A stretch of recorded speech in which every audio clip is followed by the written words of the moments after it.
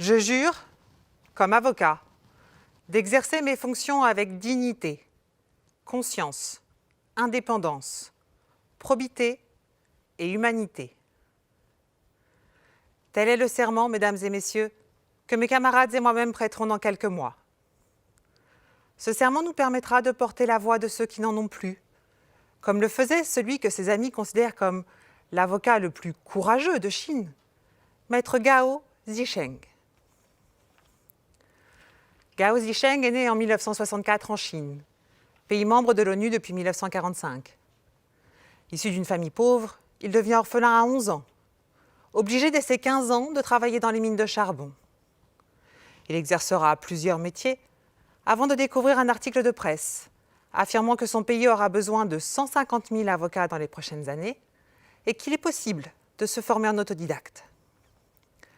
Il devient avocat à 31 ans, mais n'oublie pas ses racines et décide de consacrer un tiers de son activité à l'aide juridique gratuite pour, dit-il, garder un lien avec la base de la société chinoise. Au niveau national, il devient celui qui défend gratuitement les enfants victimes d'erreurs médicales et les personnes défavorisées.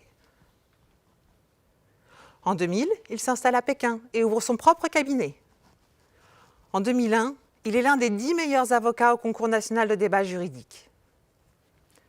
En 2004, il tente, pour la première fois, de défendre un pratiquant du Falun Gong.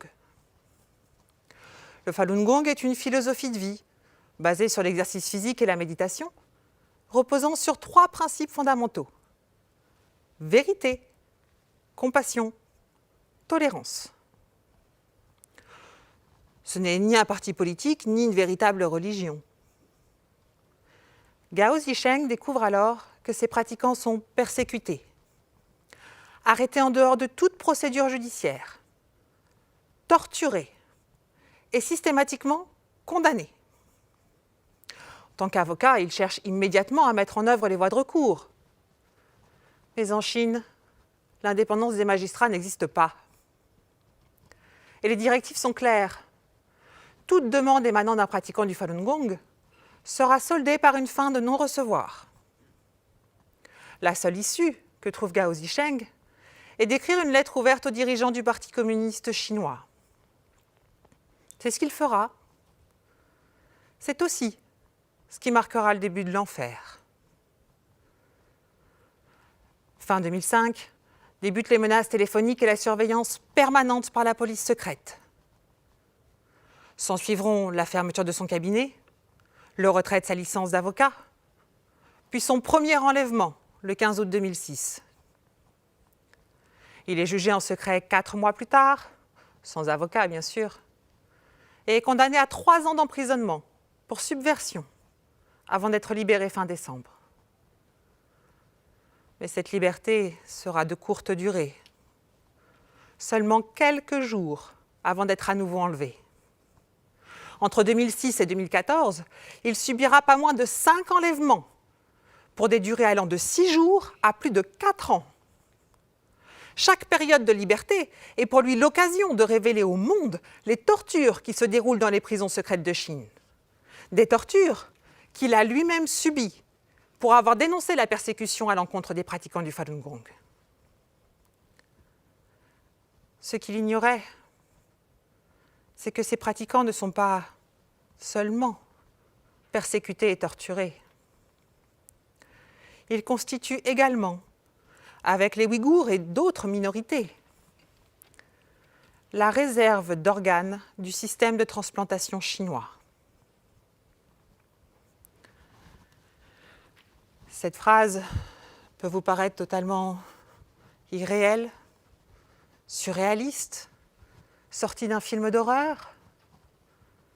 Et pourtant, elle s'appuie sur des enquêtes menées par de grands spécialistes des droits de l'homme, tels David Matas, David Kilgour, Ethan Gutmann. Et pourtant, dès 2013, le Parlement européen votait une résolution demandant au gouvernement de la République populaire de Chine de mettre immédiatement fin à la pratique du prélèvement d'organes sur des prisonniers d'opinion et des membres de groupes minoritaires, religieux ou ethniques. Et pourtant, Un tribunal indépendant, appelé China Tribunal, a été créé sous la direction de Sir Geoffrey Nice, ancien procureur adjoint au tribunal pénal international, afin de rassembler les preuves et les témoignages. Il a conclu très récemment, en mars 2020, qu'en Chine, le prélèvement forcé d'organes sur des prisonniers d'opinion est pratiqué depuis un certain temps sur un très grand nombre de victimes. Donc nous savons qu'il s'agit d'une réalité. Une réalité qui dure depuis plus de 20 ans. En 1999 débute la répression à l'encontre des pratiquants du Falun Gong. Dans le même temps, la chirurgie transplantatoire explose en Chine. Le nombre de centres de transplantation quadruple en quelques années. Et on passe de quelques centaines de greffes en 1999 à plus de 10 000 en 2008. Les sites internet des hôpitaux chinois affirment pouvoir disposer d'organes en 1 semaine, quand les délais d'attente en France se comptent en mois, voire en années.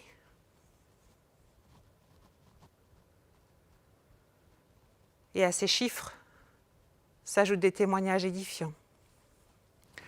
Ici, un prisonnier explique que seuls les détenus pratiquant le Falun Gong subissent très régulièrement des examens médicaux, consistant en des prélèvements sanguins, des radiographies, des échographies, alors même qu'ils sont torturés quotidiennement. Là, une infirmière rapporte l'existence d'un camp de concentration secret à l'intérieur même de l'hôpital. Elle explique que la chaufferie sert de four crématoire après prélèvement des organes. Elle affirme que son mari, chirurgien, a pratiqué plusieurs centaines de prélèvements sur des pratiquants du Falun Gong vivants. Ou encore, cet ancien policier, traumatisé, après avoir dû garder la porte d'une salle d'opération, arme à la main, pendant que 2 chirurgiens prélevaient le cœur et les reins d'une femme, emprisonnée parce que pratiquant le Falun Gong, qui hurlait encore au moment de l'incision.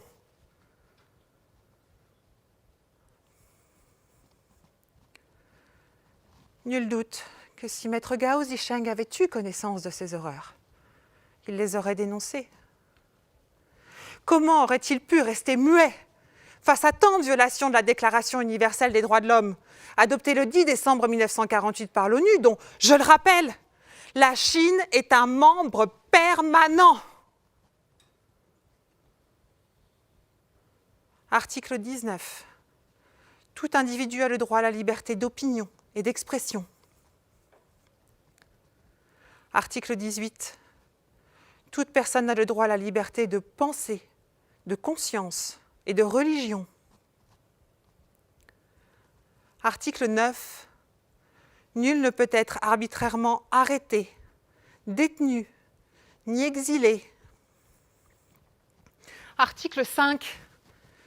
Nul ne sera soumis à la torture, ni à des actes ou traitements cruels, inhumains ou dégradants.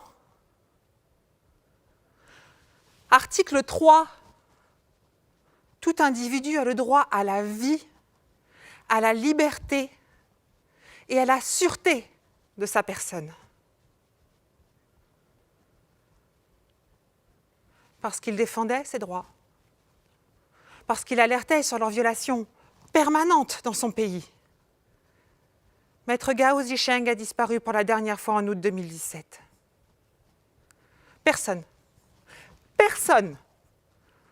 à l'exception des autorités chinoises, ne sait à l'heure actuelle où il se trouve, ni même s'il est encore en vie. C'est pourquoi aujourd'hui, je souhaite lui adresser ce message. Maître, nous ne vous oublions pas. Nous marchons dans vos pas. Et pour cela, dans quelques mois, nous dirons « Je jure, comme avocat, d'exercer mes fonctions avec dignité, conscience, indépendance, probité et humanité. »